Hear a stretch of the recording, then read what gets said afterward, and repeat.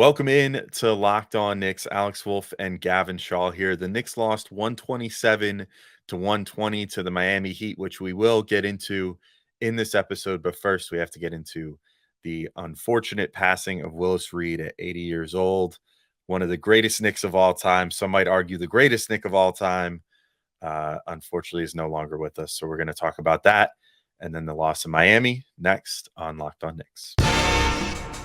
You are Locked On Knicks, your daily New York Knicks podcast, part of the Locked On Podcast Network, your team every day.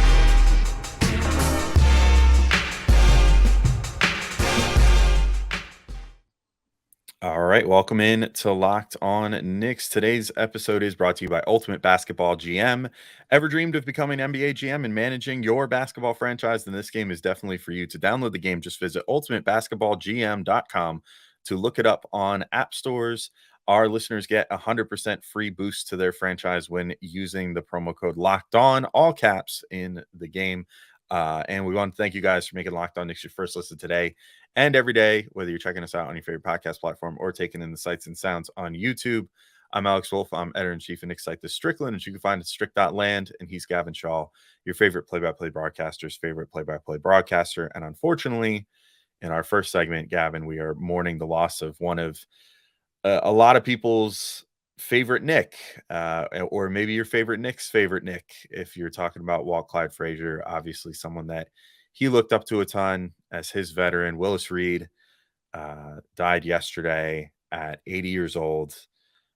And we have, so this is sort of a unique position, I think, for you and I to try to talk about this guy because he's larger than life to a whole generation of Knicks fans. And it's something that we never quite got to experience and don't even have the same experience in the way that we do with like Clyde, where we could say, well, we never saw his playing days, but at least we've had him as like our voice at home for our entire lives. But his legacy precedes him.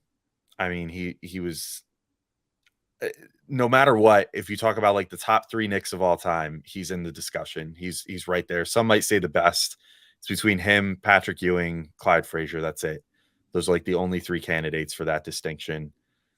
And I don't know. It was a interesting broadcast. It's always tough when one of the legacy Knicks dies before a broadcast, and then you have Mike Breen and Clyde Frazier. But this one really hit different than others. Yeah, I mean, I don't know if this is the right place to start, but I thought those two handled it exceptionally well, as you would expect. But it's a tricky thing to do because it's an entertainment product, and you're also mourning someone, and it's hard to do that in a way that feels genuine and meaningful. And I think the fact that it was Clyde there kind of allowed that to happen, because I mean, you could, like, it was kind of heartbreaking, right? Like when he was on the broadcast and he was saying, this is kind of a moment of relief for me where I just get to focus on the game and I get to be away from the grief. And then he said, when I'm on the plane, like when things quiet down, like then I'm gonna break down. And it's like, honestly, like I'm sure it touched a lot of people listening tonight, but that was tough to hear for this guy who is always like extremely jovial, like always just, and I think that's why he's like, look, he doesn't need the money at this point, right? Like he's like in his mid 70s. I mean, they always talk about the broadcast. He has his place in St. Croix. Like Clyde doesn't still need to be here, but he loves doing this. And I think tonight was, I mean, kind of stark in that, like you could still see, like even on a night like this, like his love for the game was provided some real solace for him, which was cool. And hopefully even on a night the Knicks didn't play that well, it provides solace for anyone who grew up. I mean, I know I would talk to my dad about it all the time growing up. Like he loved Willis Reed, Dave DeBusschere, those teams. Like and for any Knicks fans in their shoes who got a chance to watch them or were just removed from watching them, hopefully this game provided some solace. But Alex, I think the one thing from the broadcast that I took away about Willis Reed that really stood out to me that I didn't know before was the way he kind of passed it down and mentored future Knicks. And I think Patrick Ewing had a quote about how big he was for him early in his career and how supportive he was when there could have been some resentment there, because Ewing, like literally before he did anything for the Knicks, was kind of deemed like the next great one and maybe got a level of hype and someone who was alive during the 70s can tell me if I'm wrong about this, but as an individual, that was pretty unprecedented, I think, for any Knick ever, and still is probably unprecedented for any Knick ever. And then I really didn't know this one, that he mentored Mitchell Robinson a little bit. I mean, two big guys from Louisiana who played for the Knicks, and Mitch was saying, like, or I think it was, I can't remember, it was Clyde or Breen who said that Willis, like early in Mitch's career, kind of when Mitch was struggling a little bit, came up to him and said, "Hey, like, keep working hard. Like, I really believe in your game." And you can imagine, Alex, for a guy who was extremely raw, didn't even play high school basketball, how meaningful that is, that a guy, again, in his mid-70s, who wasn't, like, to the extent that Clyde was, still tied in with the team, like, took the time to talk to him in person and compliment him and kind of boost him up. And I got to imagine, to some extent, that changed the trajectory of Mitch's career. And you heard, I mean, Clyde was kind of joking about it, but he always liked to room on the road with rookies. And part of that was like kind of have fun with them and get them to do stuff for him. But I'm sure part of it was because he deeply, deeply believed in what it meant to be a Knick. And he wanted to ensure that was passed down to the next generation. The fact that he was still doing that, literally about 50 years after his retirement, I thought that kind of touched me almost more than anything. Yeah, and I thought it was, I that reminded me of a story that Clyde tells so often that surprisingly didn't come up. Maybe he was thinking like, well, everybody's probably heard this story already, but Clyde always tells the story about how Willis was the one that picked him up at the airport when he first he did. got to He New York. did tell it. Yeah. Yeah, I know that he mentioned the part about the, I must have just missed that part, but I know he had mentioned the part about driving him through Times Square for the first time and all this other stuff. And it's crazy to think that they were eventually peers, but even though Willis only got drafted like a couple years ahead of Clyde, that he was so much of like a big brother to him. And really, you know, like you said, like ushered along his own generation and his own team, but also made it a point to always be, you know, a voice in the ear of future Knicks and let them know what it meant to play for the city and everything else. And I'm sure that, you know, even from a perspective of like a Patrick Ewing, you know, it's probably pretty cool to have that sort of guy there and, you know, have someone with a championship pedigree that had played the position you played, you know, in the city that you're playing in, be there to give you that advice. And, you know, as you said, same for Mitchell Robinson. It's just, I don't know. I mean, I feel like it's crazy. Like, so just to read off his, for anyone that's unfamiliar, first off, go back and like watch some old tape because he was really kind of a trendsetter. Like the way that he played the game, he was shooting mid-range shots before that was really like en vogue for big men, and sort of set a tone there. For that reason, he was one of the guys that like Wilt Chamberlain, like arguably the most dominant basketball player of all time, who had basically no fear in basketball, apparently was like the guy that he was most afraid of playing any given night was a guy who was like 3-4 inches shorter than him. You know, and like really he should have been able to outclass, but couldn't, because like Willis Reed just worked so hard and did so many cool things on the floor that weren't even like a thing yet, like shooting from the mid range and doing that. But his accomplishments: Hall of Fame player, obviously 7-time All-Star, 2-time NBA champion, 5-time All-NBA. He made the All-Rookie team and was the Rookie of the Year. He made an All-Defensive team the year that the Knicks won the championship. He also won the All-Star MVP and the regular season MVP and the Finals MVP that year, the trifecta in the 69-70 season. Also was a 2-time Finals MVP, winning it in 73 as well, which was even more impressive considering he had struggled with so many injuries leading up to that year, and yet still was able to string together another Finals MVP award, and then was part of the NBA 50th and 75th anniversary teams. But I think that's about as much as we can really say on it. It's tough because like Willis's whole career and all the Knicks' greatest achievements during that golden era kind of happened well before we were even born. So it's tough for us to speak on it in a way that really feels impactful. And we sort of foresaw that being the case. So we're bringing back Harvey Ayrton, who is the author of When the Garden Was Eaten. We had him on a couple years ago, or I guess almost 3 years ago now, when we did a long retrospective episode on those championship Knicks teams. So we're going to bring him on tomorrow to talk about Willis Reed's legacy, someone that lived through it, was a huge Knicks fan during that time, and obviously wrote one of the best Knicks books that has ever been written. So we're very excited to bring him on to talk more on tomorrow's show. But for now, we'll just say rest in peace, Willis Reed, and we'll get back into doing what Clyde did and what I'm sure Willis would want to do, and just start talking about the basketball again in the next segment when we get into the Knicks 127-120 loss to the Heat. We do just have to real quick remind you all that today's episode is brought to you by Ultimate Pro Basketball GM. And I got to say, I've been very hooked on Ultimate Pro Basketball GM. If you've ever dreamed of becoming an NBA GM and managing your own basketball franchise and making the easy decisions, the hard decisions, all the different decisions that you get to make as the person who runs a basketball team, well, your dream can come true, and this game is definitely for you. Manage every strategic aspect of your team, play through the season, and lead your team to glory. You're responsible for hiring the right coaches and assistants, trading and training players, making draft picks, and navigating your franchise through free agency and the draft, and all the ups and downs of a season. If you want to feel even more Knicksy when you first get in the game, they're like, our franchise has been in the doldrums and a giant disgrace for like 20 years, and now it's your job to fix it. So very Knicksy. It feels very, very on brand. I've really liked it. I'm not kidding here. I started playing the game because they came on as an advertiser, but now I'm kind of hooked. And I think I've cracked the code, and I've built a pretty awesome team, like a 5-year championship run right now, going for my 6th soon. So I don't know. If you want to join me, feel free to.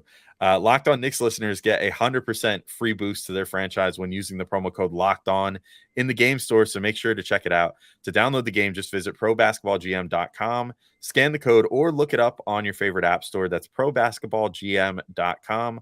Ultimate Basketball GM. Start your dynasty today. All right, and we're back, Gavin, talking about the Knicks lost to the Heat now. The Willis Reed stuff obviously ran deep during this whole broadcast, but there was a basketball game being played, and unfortunately not a great one from the perspective of the Knicks. I mean, just the second straight game where their offenses look pretty good, and yet their defense just could not contend with the style of basketball that the Heat were looking to play in this game, which was just sort of similar to how the Timberwolves beat the Knicks, which was just scorching them from outside. But also, I thought the Heat sort of found something in this game with just being extremely physical.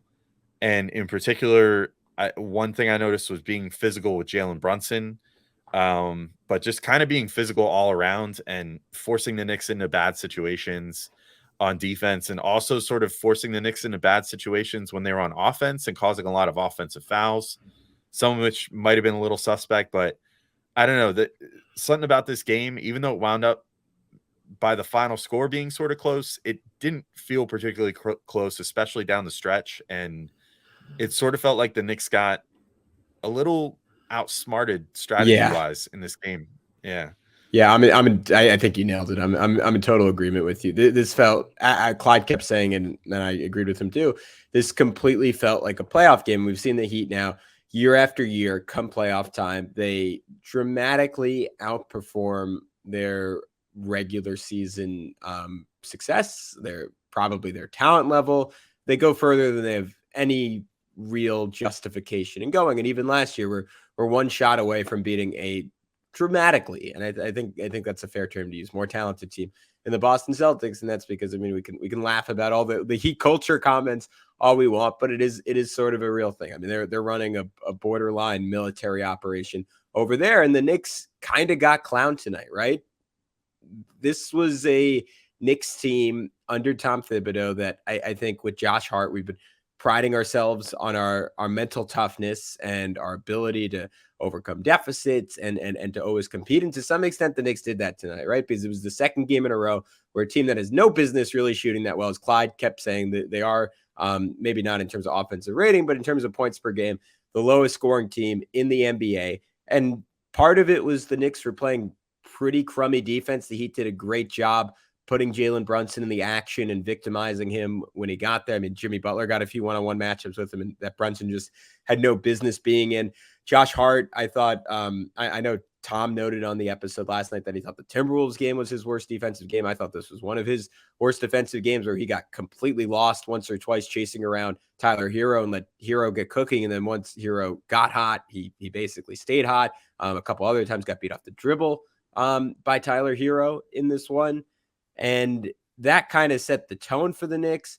And then Miami was just savvier, and it felt like they got them off their game. Like they were in Julius Randle's head the whole night, like doubling him and playing his zone at points. And at different spots, Julius did a good job against that, but at other times he looked completely flummoxed.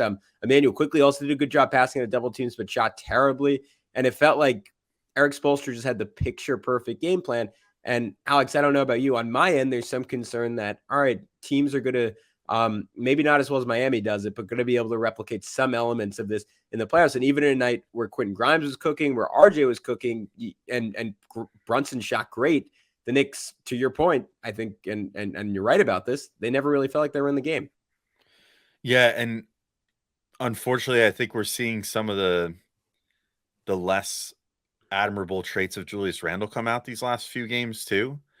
And unfortunately, I think a lot of it is due to him seeing what officiating might look like in the playoffs. Like this game, I sort of disagreed with some of the calls. Like I did think it was a little, like they had some gripes in terms of, like, I felt like the Heat were getting away with some of the same things on the other end that the Knicks were getting called for offensive fouls for and stuff, which maybe it's just like one of those benefit of the doubt things that you get after being good for like a large number of years. But even so, you can't let that like get to you. And that definitely happened again for Julius in this game. He got called for another technical. He was like yelling at the refs after he went in for a dunk and like sort of had his arm extended on Kevin Love, and they wound up calling in an offensive foul on him, even though it looked like Love had kind of bumped him too. And so it was like, if anything, that should have just been a no call, like just let him play if there's just kind of like contact going both ways there.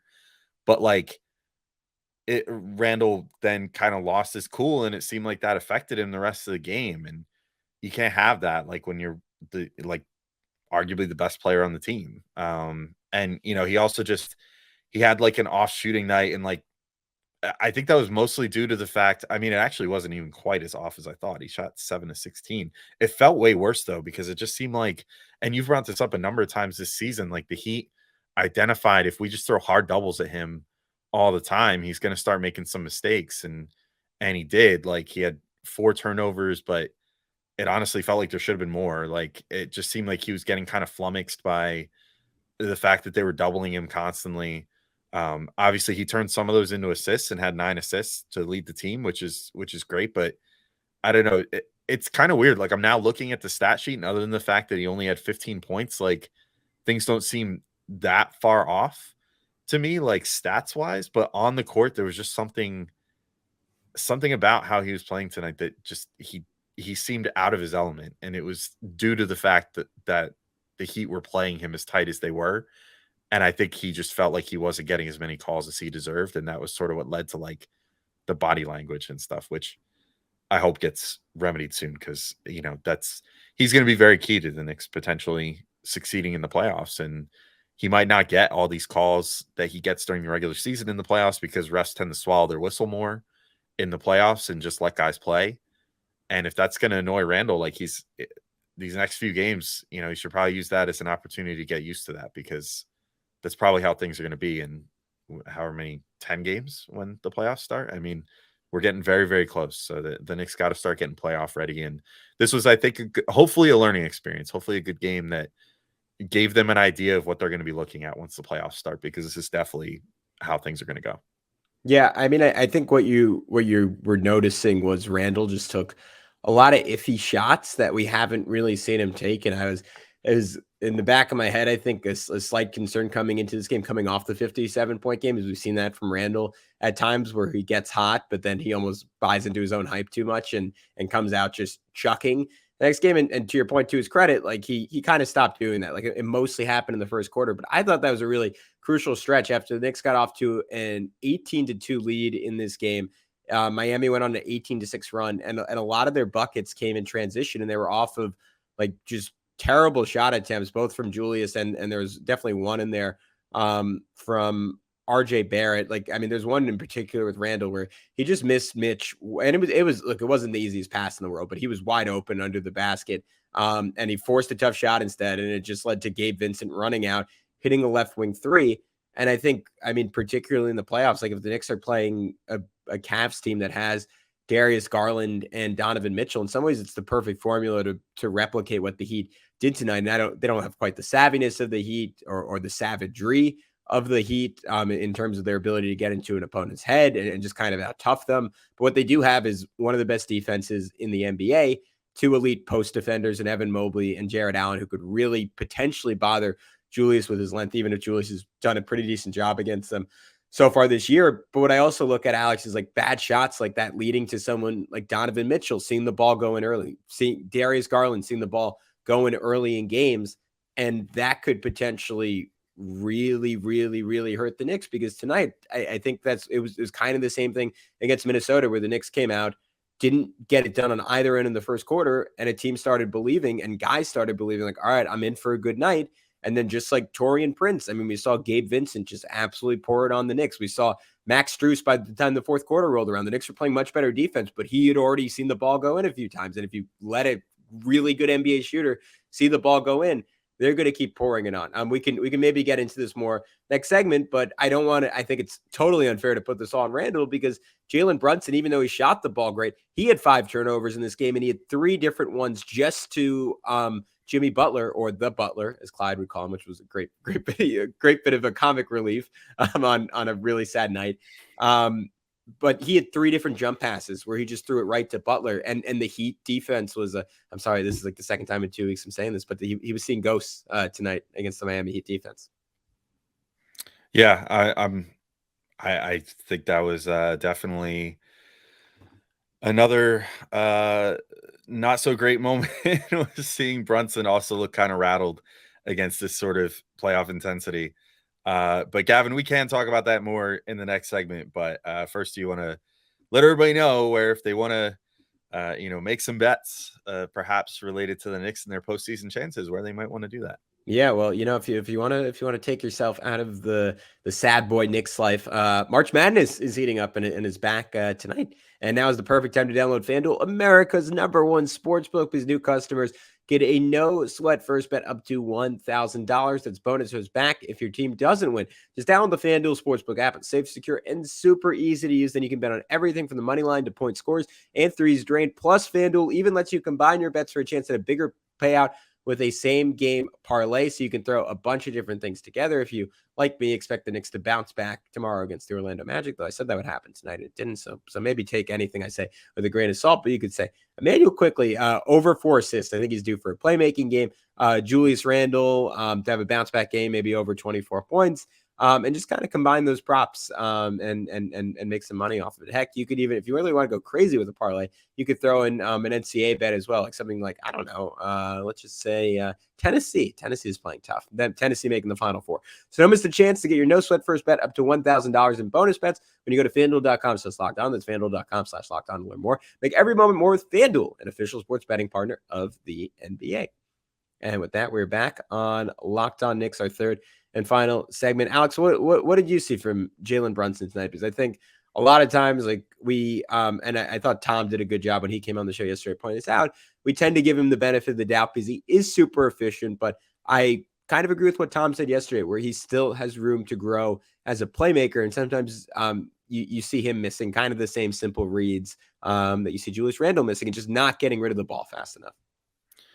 Yeah, I mean, I think you did a pretty good job laying it out pretty simply in the end of the last segment. Like, he just looked uncomfortable driving into traffic in this game against a team that is designed to just swarm at all times. And again, we're going to keep talking about this because it's most likely who they're going to play, but like, that's something that Cleveland can definitely do with all the length that they have inside, with all the rangy defenders that they have, like they're able to do those same sort of things and disturb you in the same way by just being all over the place all at once.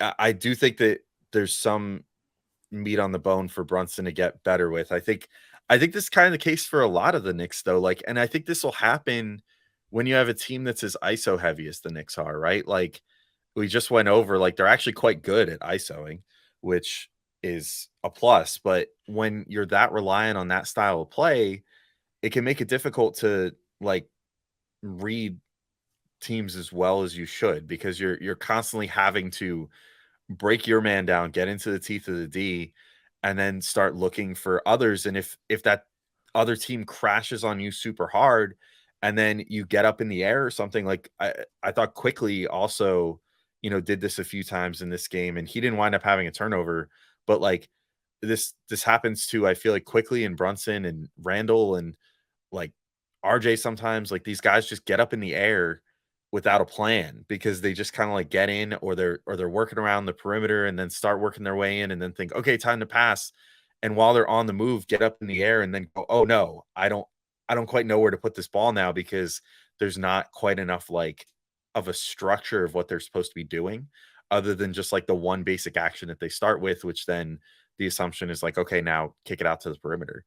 So I think that could come to bite them come playoff time. And I thought that was sort of what I saw to Brunson in this game. It was just like the same thing with Randle and pretty much anyone, like just kind of having a hard time dealing with the extra pressure that they got as by virtue of being like one of the two best players on the team. And yeah, I don't know. I hope it's something that they start working on going forward. If we want to go to a positive in this game, we talked about him a minute ago as far as the impact that Willis Reed had on him. I don't know if you feel the same way, but I thought that Mitchell Robinson had a pretty good game in this one.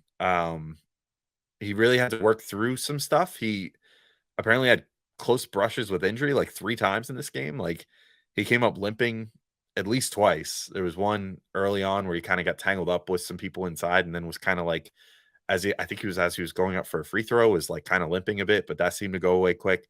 And then another one where he got tripped and landed like directly on his knee as he was falling, probably going to be a little bruised kneecap there or something that is going to smart for a few days. But I mean, other than the injury scares, 10 points, 8 boards, 3 blocks. I thought that he did as good of a job as he could maintaining the inside for the Knicks, but unfortunately, like the perimeter defense just was really struggling in this game, and it made life kind of hard on him. But I thought that he did a nice job providing the rim defense that you need in a game where the perimeter defense is leaving something to be desired. Unfortunately, between him and Hartenstein, they both got in foul trouble in this game. Both had 5 fouls, and that did sort of limit how aggressive either one of them could be on the defensive end. I think like there was a number of times where Mitch just seemed like he was kind of going half in. There was one put back by Bam Adebayo where Mitch didn't really throw a good box out on him and kind of just like softly went up for the rebound that felt almost like it was like, oh, well, I don't want to get into a loose ball foul scrum with this guy. A couple other times where guys got to the inside when Mitch was already in foul trouble that like even Breen was noticing like, oh, it doesn't look like Mitch really gave it 100% there because he's probably worried about getting another foul.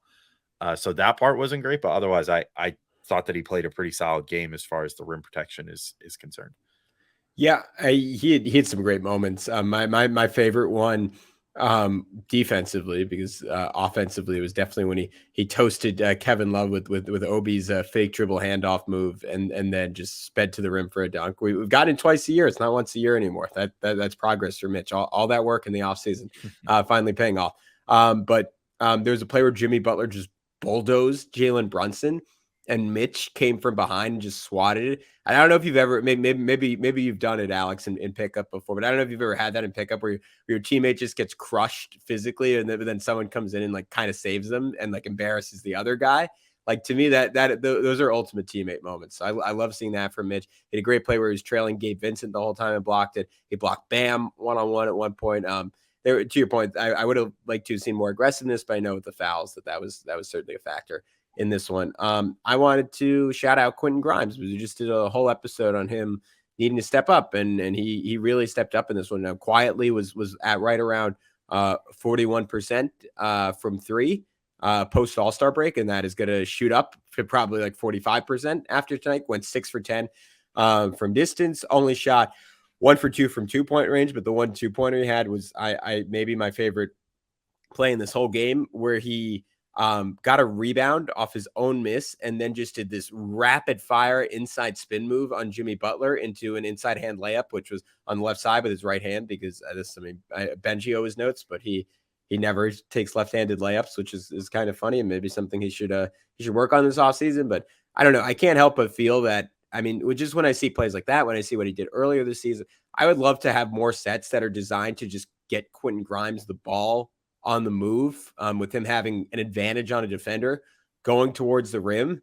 And I again almost wonder if he had the leeway that, and this is a bad night to take a shot at RJ Barrett, because RJ was great tonight. Was right there with Quentin for the Knicks' best performance of the game. But if Quentin had the leeway to shoot like RJ has the leeway to shoot, would we not have a more efficient 18 to 20 point scorer? And look, there have been times where he's really lost his confidence, but again, it's a very tricky thing to maintain when you're not consistently getting touches and shots. Yeah, I think the only difference there is that Grimes isn't as good of a finisher on the inside as RJ, which we did see in this game. Like, I thought that RJ had another really great game as far as getting inside, drawing contact. Like, he was the only Knick that could really generate free throws at a good rate in this game. Got 7 of them and made all 7, which is becoming a great trend for him, that his free throw shooting is trending up. And then obviously went 8 of 13 overall, 3 of 6 from 3, had 6 boards, 5 assists, 26 points. I mean, for all the defensive deficiencies that RJ had, he carried on offense when they needed it.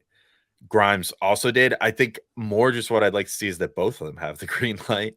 Although I think that RJ obviously needs to, and he's done pretty good at this recently. Like, he needs to understand when he's having an off night, shooting the ball, to kind of not shoot as many threes and just go to that inside game more. Whereas Grimes, I think that he should also have the green light to shoot whenever he wants. And it seems like he generally does, but on the nights where he's not making those as much, I think that he would struggle a little more if he was in like RJ's role, for example, because I still just don't think he's quite confident enough in his ability to get inside on his own accord yet. Yeah. And more importantly, to finish once he gets there.